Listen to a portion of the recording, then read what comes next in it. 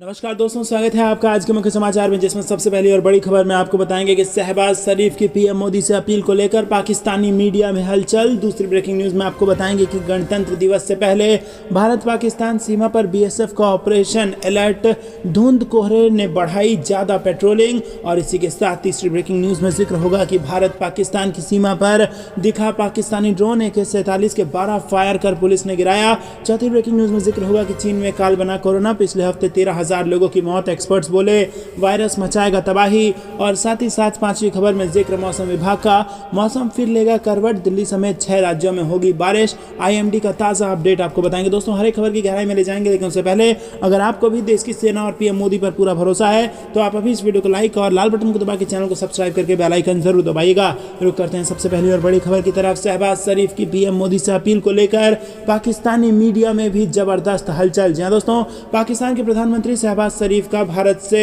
रिश्ते ठीक करने का बयान भारत सहित पाकिस्तान की मीडिया में भी छाया हुआ है। पाकिस्तान के एक प्रमुख अखबार का कहना है कि शहबाज ने ये पहल करके अपनी भू राजनीतिक समझ को दिखाया है और अब भारत की बारी है कि वो बातचीत की टेबल पर आए और अपनी परिपक्वता दिखाए। दोस्तों, पाकिस्तानी अखबार द एक्सप्रेस ट्रिब्यून के एक संपादकीय लेख में लिखा गया है कि प्रधानमंत्री शहबाज शरीफ ने UAE के एक समाचार चैनल के साथ बातचीत में भारत से वार्ता शुरू करने की बात की है। तो दोस्तों, आपको बता दें कि पाकिस्तान भारत से बातचीत शुरू करना चाहता है, यह अब पाकिस्तान की मीडिया ने भी मान लिया है। और यही खबर हम बार बार अपने चैनल के माध्यम से आपको बता रहे थे कि किस प्रकार से भारत की शरण में आ चुका है पाकिस्तान और पाकिस्तान की हेकड़ी निकल चुकी है। और भारत का इसमें रुख एकदम साफ है कि talk and terror could not go together, यानी कि आतंकवाद और वार्ता एक साथ नहीं जा सकते। अगर आपको भारत से बातचीत करनी है और टेबल पर बैठ कर मुद्दे सुलझाने हैं तो आतंकवाद को हथियार बनाकर आतंकवाद का एक्सपोर्ट करना बंद करना होगा।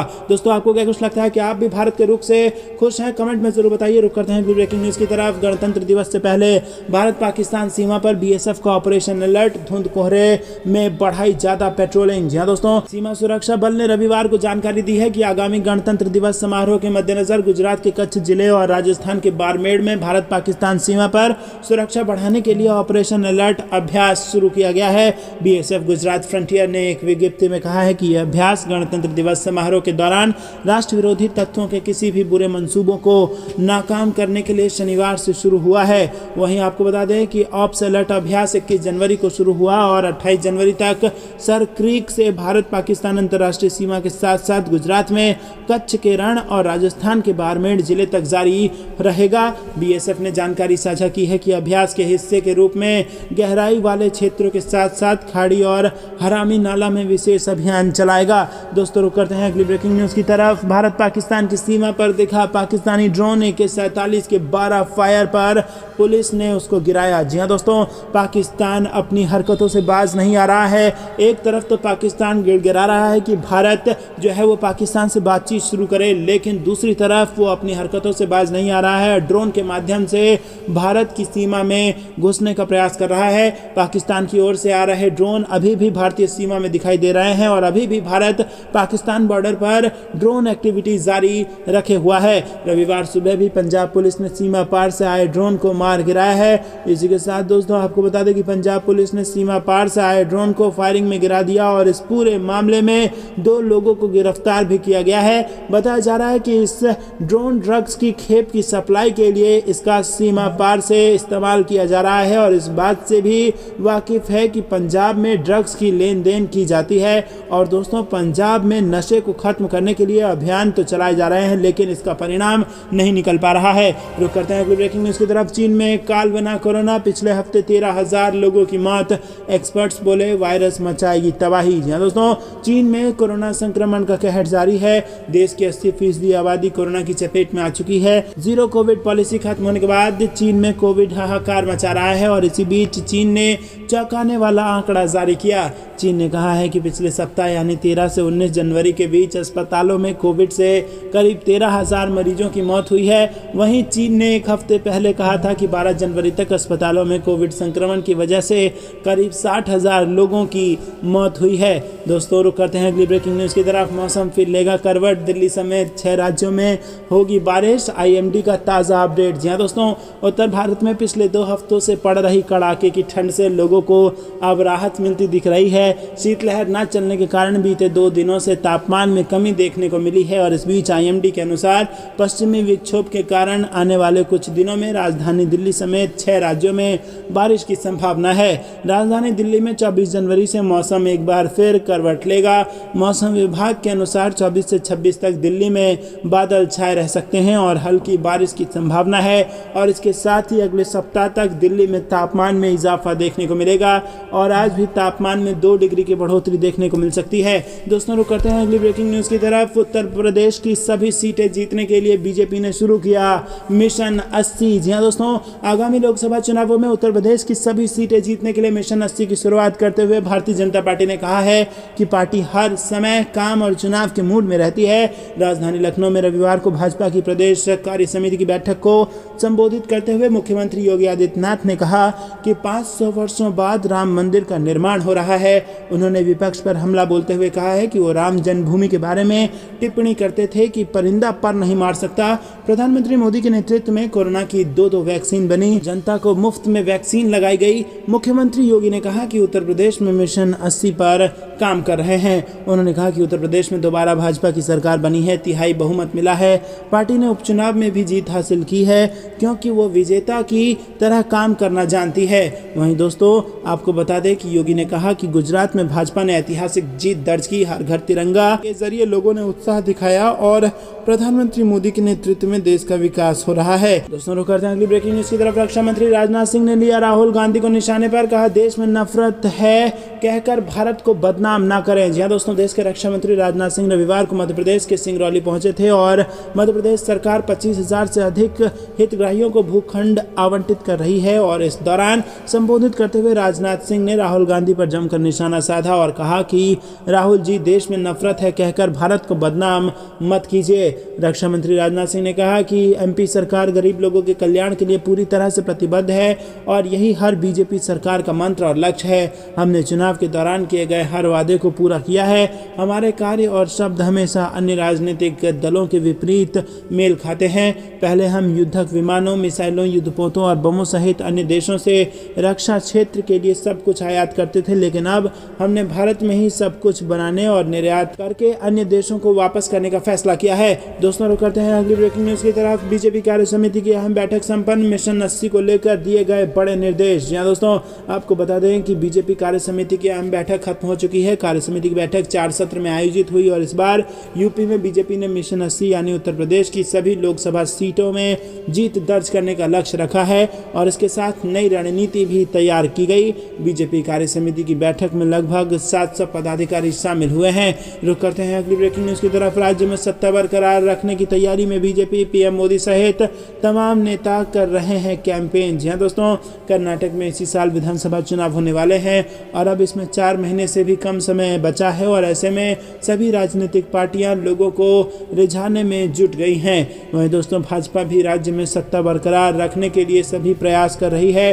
प्रधानमंत्री नरेंद्र मोदी, केंद्रीय गृह मंत्री अमित शाह और भारतीय जनता पार्टी के राष्ट्रीय अध्यक्ष JP नड्डा लोगों को अपनी पार्टी के पक्ष में करने के लिए राज्य में दौरे और प्रचार कर रहे हैं। कहा जा रहा है कि बीजेपी ने एक रणनीति बनाई है जिसके तहत पार्टी के नेता राज्य के लिंगायत वोटरों को रिझाएंगे।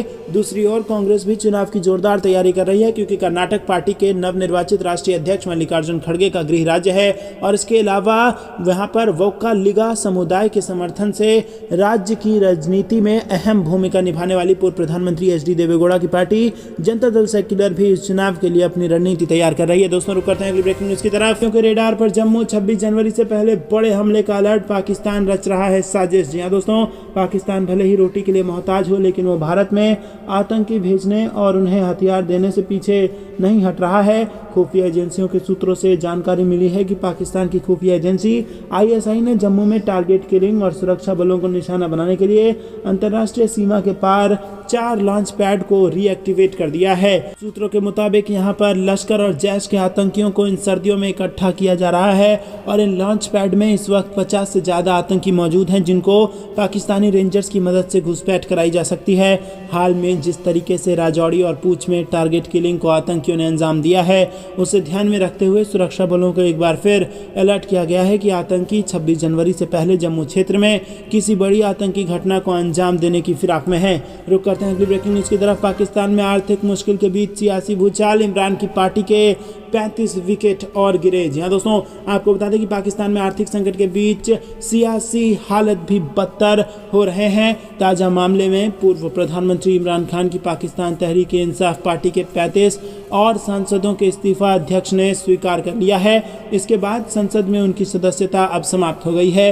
पीटीआई के 123 सदस्यों ने पिछले साल अप्रैल में इमरान खान को विश्वास मत के माध्यम से प्रधानमंत्री पद से हटाए जाने के तुरंत बाद इस्तीफा देने का फैसला किया था। वहीं नेशनल असेंबली के अध्यक्ष ने मंगलवार को विपक्षी दल पीटीआई के 34 सांसदों की तस्वीरें स्वीकार कर लिए थे और इसके अलावा पीटीआई के सहयोगी दल अवामी मुस्लिम लीग के सांसद शेख राशिद का इस्तीफा भी स्वीकार कर लिया गया। रुक करते हैं ब्रेकिंग न्यूज की तरफ। राष्ट्रपति अब्देल फतेह की यात्रा से भारत मिस्र के बीच मजबूत होंगे संबंध, विदेश मंत्रालय का बयान। जी हाँ दोस्तों, मिस्र के राष्ट्रपति अब्देल फतेह अल सीसी भारत के 74वें गणतंत्र दिवस समारोह में मुख्य अतिथि होंगे और विदेश मंत्रालय ने शनिवार को कहा है कि मिस्र के राष्ट्रपति अब्देल फतेह अल सीसी अगले हफ्ते होने वाले 3 दिवसीय भारत यात्रा पर रहेंगे और इनके इस दौरे से दोनों देशों के बीच साझेदारी और गहरी होने की उम्मीद है।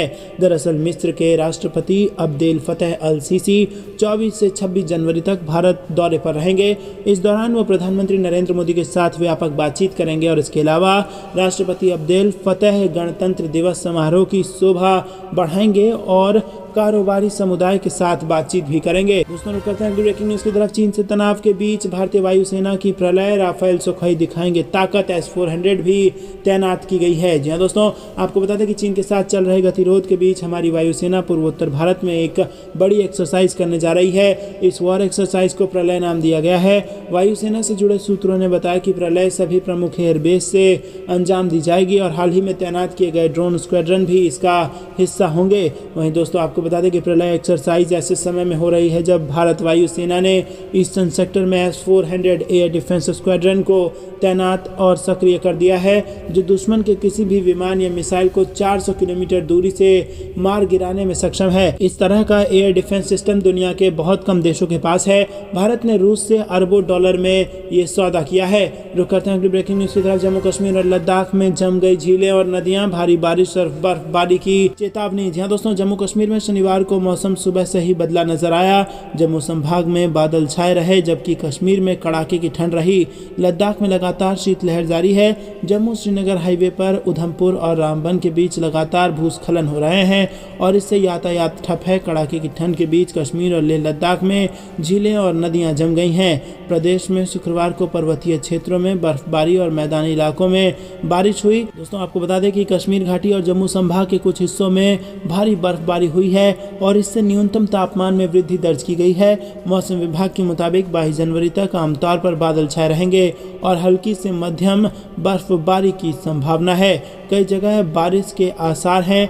23 से 25 जनवरी के मध्य और उच्च पहाड़ी इलाकों में मध्यम से भारी हिमपात होने की उम्मीद है। मौसम विभाग ने बर्फीले इलाकों में रहने वाले लोगों से आग्रह किया है कि वो उन जगहों पर जाने के दौरान सतर्क रहें जो हिमस्खलन की चपेट में हैं। रुक करते हैं अगली ब्रेकिंग न्यूज़ की तरफ। पटना आएंगे अमित शाह, किसानों और सवर्णों को साधने की तैयारी। जी हाँ दोस्तों आपको बता दें कि केंद्रीय गृह और सहकारिता मंत्री 22 तारीख को पटना के एक कार्यक्रम में भाग लेंगे और बता दें कि बीते 4 महीना में अमित शाह तीसरी बार बिहार आए हुए हैं। पटना के ज्ञान भवन में किसान नेता सहजानंद सरस्वती की जयंती पर आयोजित होने वाले कार्यक्रम में अमित शाह मुख्य वक्ता के रूप में शामिल होंगे। बिहार में जब से नीतीश कुमार भाजपा से अलग हुए हैं उसके बाद गृह मंत्री शाह का यह तीसरा बिहार दौरा है। इससे पहले जेपी नड्डा भी कई बार बिहार का दौरा कर चुके हैं और माना जा रहा है कि अमित शाह का ये दौरा राजनीतिक रूप से काफी व्यापक होगा और इस कार्यक्रम के जरिए अमित शाह बिहार के किसानों को साधने की कोशिश करेंगे।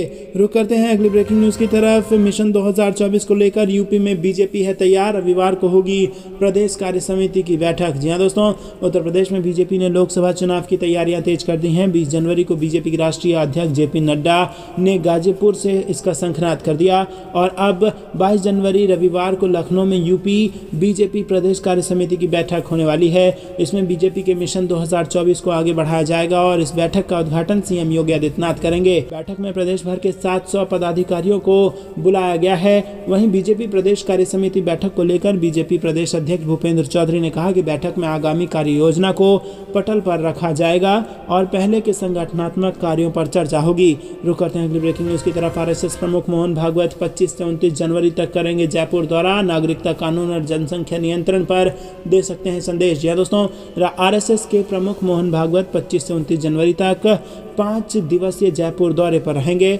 भागवत संघ से संबंधित विभिन्न कार्यक्रमों और बैठकों में भाग लेंगे।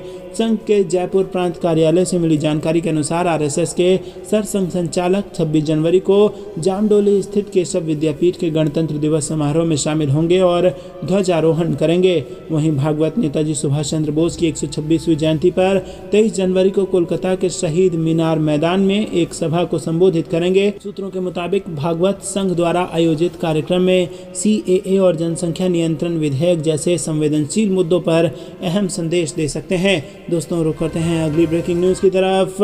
चीन की नींद उड़ाएगा आईएनएस वागीर, 23 जनवरी को भारतीय नौसेना में होगा शामिल। जी दोस्तों, भारतीय नौसेना अपनी 5वीं डीजल इलेक्ट्रॉनिक स्कॉर्पियन पनडुब्बी को अगले सप्ताह कमीशन करेगी, जिसका नाम आईएनएस वागीर है। इस श्रेणी की छठी और आखिरी पनडुब्बी इस साल के अंत तक इंडियन नेवी में कमीशन हो जाएगी। भारत ने स्कॉर्पियन क्लास की 6 पनडुब्बियों के लिए 2005 में फ्रांसीसी कंपनी के साथ 23,000 करोड़ रुपए से अधिक की प्रोजेक्ट 75 परियोजना के लिए डील साइन की थी। और नौसेना प्रमुख एडमिरल आर हरि कुमार 23 जनवरी को मुंबई में नौसेना डॉकयार्ड के आईएनएस वागीर की कमीशनिंग समारोह के मुख्य अतिथि होंगे। दोस्तों, रुक करते हैं अगली ब्रेकिंग न्यूज की तरफ। गणतंत्र दिवस से पहले आतंकी साजिश नाकाम, दिल्ली पुलिस की गिरफ्त में आए आतंकी के 2 गुर्गे। जी हाँ दोस्तों, राजधानी दिल्ली में गणतंत्र दिवस पर बड़ी साजिश हमला करने की साजिश फिर से नाकाम हो गई है। दिल्ली पुलिस ने खालिस्तानी आतंकी लखबीर सिंह उर्फ लांदा हरीके को 2 गुर्गों को पंजाब से अरेस्ट किया है और इनका नाम राजन भट्टी और चिन्ना है, जो ड्रग तस्करी और हथियार की खरीद फरोख्त करने में संलिप्त हैं। पुलिस का कहना है कि ये दोनों गणतंत्र दिवस पर बड़ी आतंकी वारदात को अंजाम देने की साजिश रच रहे थे। मीडिया रिपोर्ट्स के मुताबिक खालिस्तानी आतंकी लखबीर सिंह उर्फ लांदा हरीके के कथित सहयोगी राजन भट्टी फिरोजपुर का रहने वाला है। दोस्तों, रुक करते हैं ब्रेकिंग न्यूज की तरफ। को लेकर रक्षा मंत्री राजनाथ सिंह का बड़ा बयान, पाकिस्तान को लेकर कर दिया ये दावा। जी हाँ दोस्तों, आपको बता दें कि उत्तर प्रदेश के प्रयागराज पहुंचे भारत के रक्षा मंत्री राजनाथ सिंह ने पाकिस्तान को लेकर एक बड़ा बयान दिया और रक्षा मंत्री ने पड़ोसी मुल्क पाकिस्तान की आर्थिक कंगाली पर कहा, चाहे पीओके हो या पाकिस्तान हो, वहां की जनता सुखी रहे। हम सदैव यही कामना करेंगे, क्योंकि भारत दुनिया का इकलौता देश है जिसने भारत की सीमा में रहने वाले लोगों को ही अपने परिवार का सदस्य नहीं माना, बल्कि पूरे विश्व की धरा पर रहने वाले लोगों को परिवार का सदस्य मानते हुए वसुधैव कुटुंबकम पर संदेश देने वाला भारत है। वहीं दोस्तों, इसके साथ ही रक्षा मंत्री राजनाथ सिंह ने कामना की है कि चाहे पीओके हो या पाकिस्तान हो या कोई संकट में ना रहे, सब सुखी रहें और कोई भूख से प्यास से दम ना तोड़ पाए, ऐसी स्थिति न उत्पन्न हो पाए, और हम यही कामना करेंगे। इसके साथ ही चाइना के बार बार भारत को आंख दिखाने के सवाल पर उन्होंने कहा